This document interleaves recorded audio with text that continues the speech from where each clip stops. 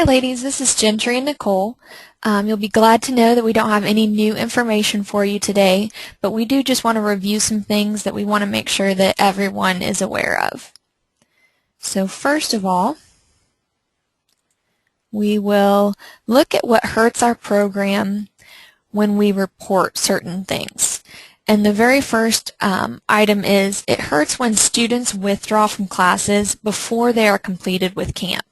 And this can be whether they withdraw in the middle of the semester and just drop all of their courses, or if they quit after the semester but are still not completed with camp.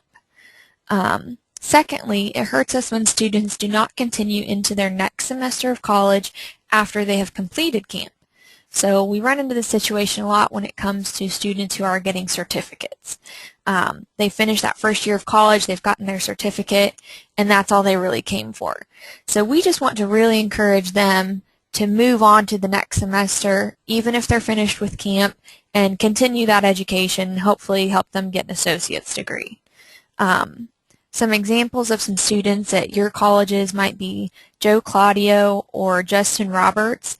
These are two students that will be completed in December, so if they were not to continue in January, that hurts our numbers.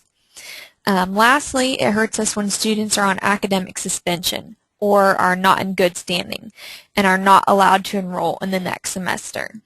So pretty much these students count as a drop for us. We have to use them as negative numbers in our report, and I do want to point out that academic probation is different than academic suspension. So the only students we're talking about are students who are not allowed to enroll in the next semester.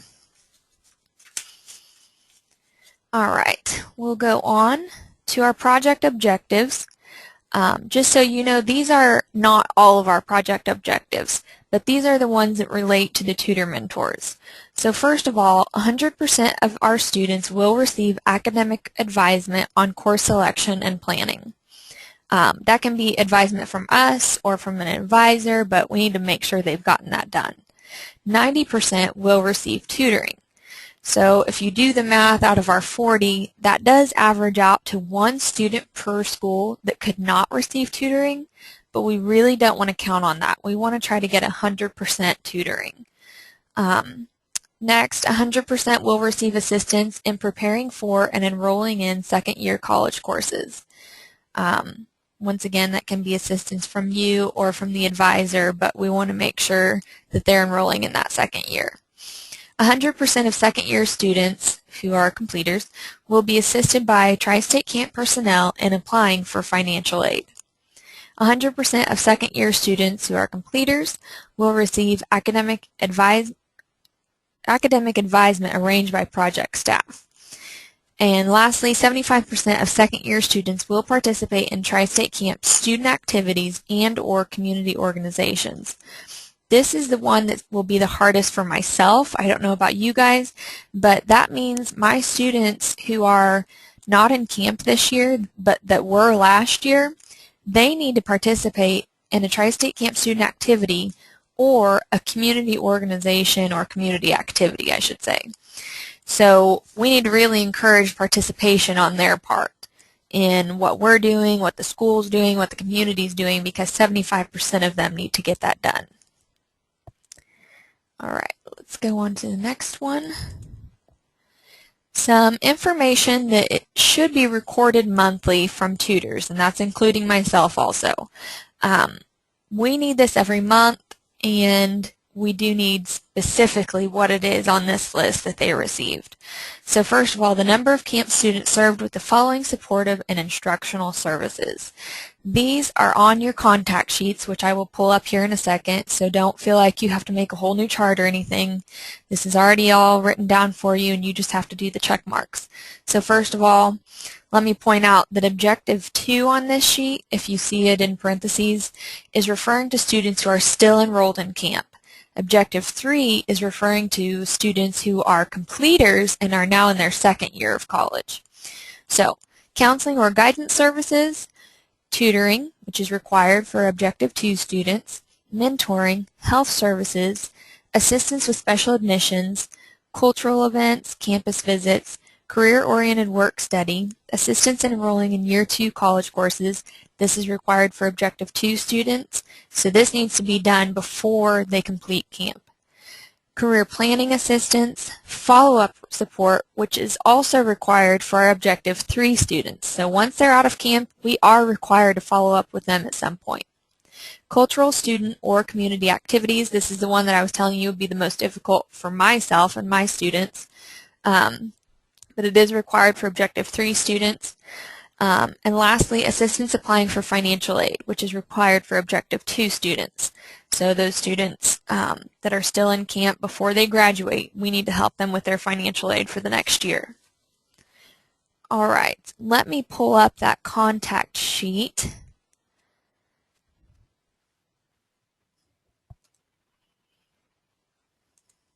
All right, here's the contact sheet. Everything that I just named on that last slide is shaded in gray on the left side of this. So every month we need one of these contact sheets, and I'll actually go over this on the slide here in a second. But all of these items right here can be check marked. Everything over here that's not in gray, you really don't need to worry about. That's just for mostly Nicole and Lynn and I. Feel free to check mark more than one item. If you tutored them and mentored them in the same day, check them both and then put both the times there. If this is a student who has already completed camp and you met with them, make sure you check follow-up support down here and whatever it may have been that you were doing with them. And I usually just make a note on the top up here. I just write follow-up somewhere just so that I know whenever I'm recording it, this is a completer, not a student who is currently in camp. Okay, so with that being said, I'm going to show you the notes that I have for those contact sheet procedures. They need to be filled out every time you meet with a student, not once every 2 weeks, not once a month. But every time you meet with a student, it does need to be filled out so that these are going in their student folders. If we have a student who only has like 3 contact sheets in their folder and we were to get audited, God forbid, they're going to say, how come this student only got met with 3 times in a semester as opposed to the 20 that this student did? So that's why we need them every time. Number 2, the gray area is the section that applies to tutors, which I already pointed out. Number 3, you can check mark more than one activity. Number 4, there is no student signature line, so you don't need the student signature. This is helpful for me because I don't always fill out the contact sheet right at the moment I'm meeting with the student. I might do it after they leave or the next day. So that student signature line is not necessary this year. So I'm thankful for that. I don't know if y'all are. And then number 5, just a couple of notes at the bottom is perfect. So let's say I check mark tutoring, put 60 minutes next to it, and then at the bottom I just write intermediate algebra, just to kind of let somebody know that that was what we did that day. All right, and from here I'm going to leave it up to Nicole. This section of the podcast, we're going to go over what the camp grant defines as first-year completion and how Tri-State Camp defines first-year completers. This part of the program, it's really important to determine how many credit hours the student has earned every semester.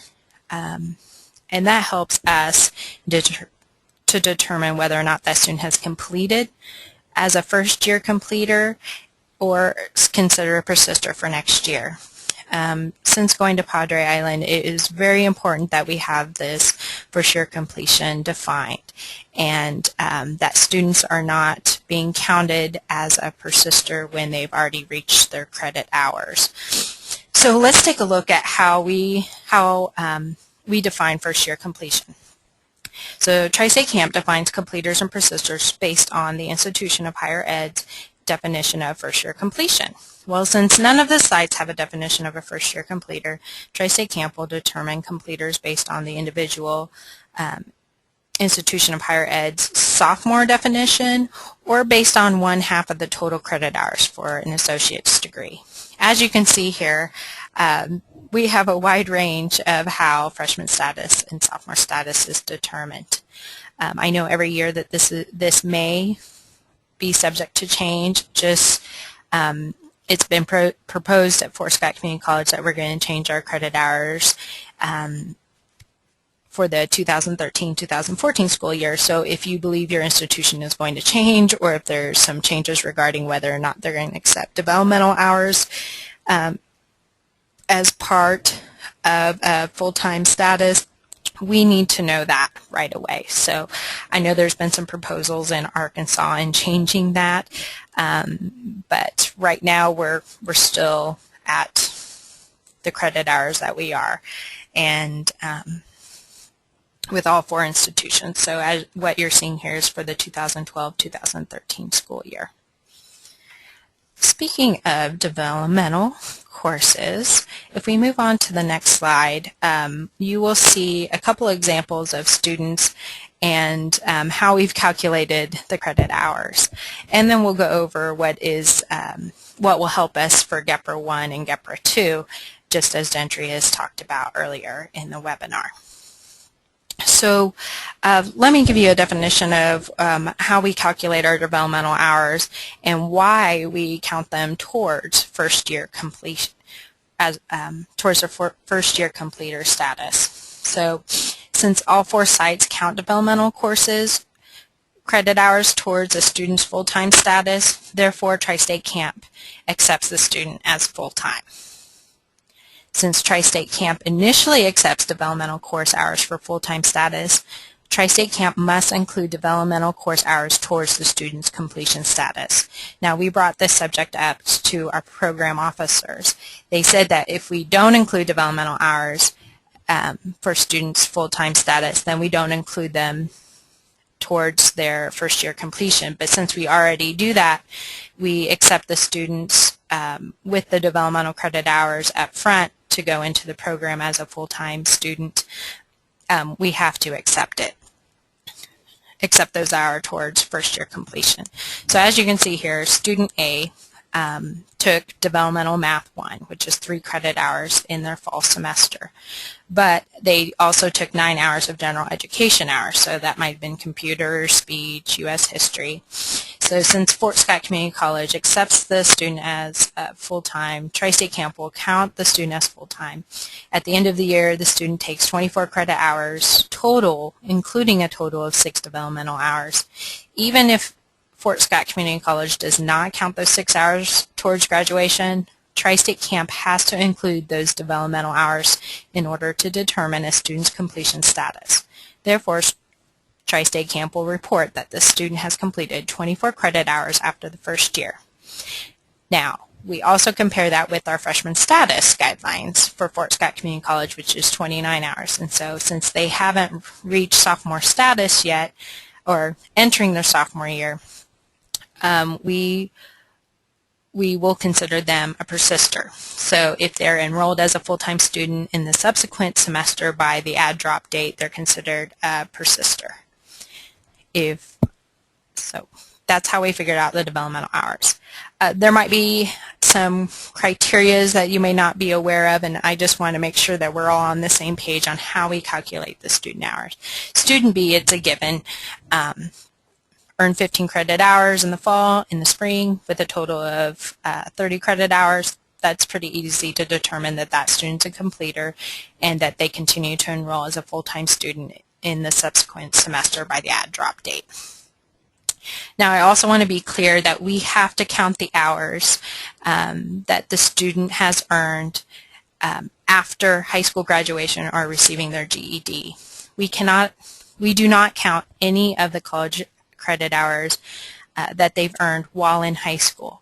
But the moment they receive their diploma or their GED, any credit hours earned after that, whether or not they're in camp, we have to count. So for example, student C took 6 summer credit hours, but yet we didn't enroll that student into camp until the fall semester, and earned 12 credit hours, and then earned another 12 credit hours in the spring. Even though they didn't enter camp until the fall, we have to include the credit hours in in the summer, because according to the feds, it is one student is started on their first year of college, and since their first year of college started in the summer after graduation, we have to include those hours. And as you can see there, it added up to 30, and that's why that student is considered a completer. Student D is the same scenario. Student graduated in May, took some summer courses, took part-time fall courses, but didn't enter the camp program until the spring.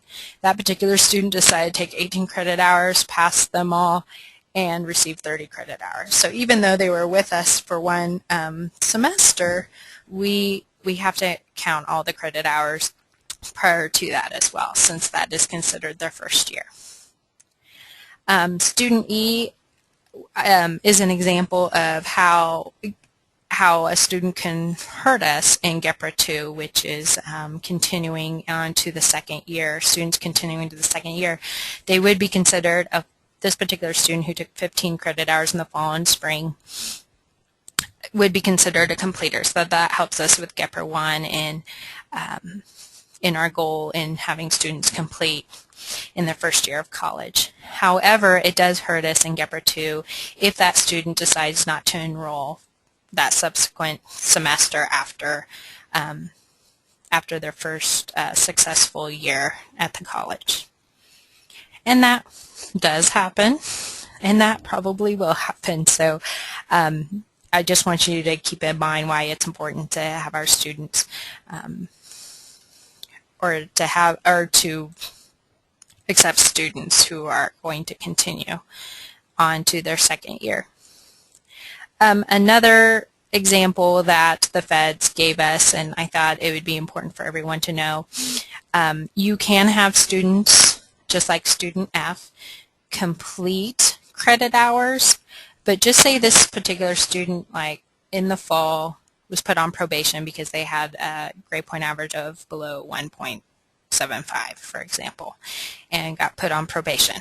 So that student takes another 12 credit hours, still couldn't move that grade point average up to 2.0, the cumulative 2.0 grade point average, but yet earn those credits. So students can earn their credits and still be below the minimal GPA requirements if they receive like straight D's. So that can be done as well. But they earn the credits, but they have D's.